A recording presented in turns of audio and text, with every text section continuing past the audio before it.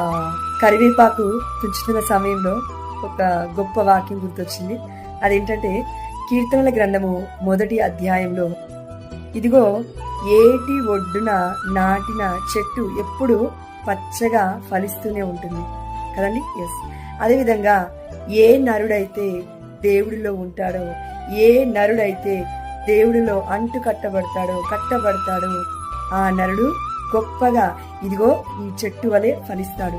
కానీ ఎప్పుడైతే ఈ యొక్క కొమ్మను మనం చెట్టు నుండి వేరు చేశామో ఇది నశించిపోవడం స్టార్ట్ అవుతుంది, అంటే ఎండిపోవడం స్టార్ట్ అవుతుంది.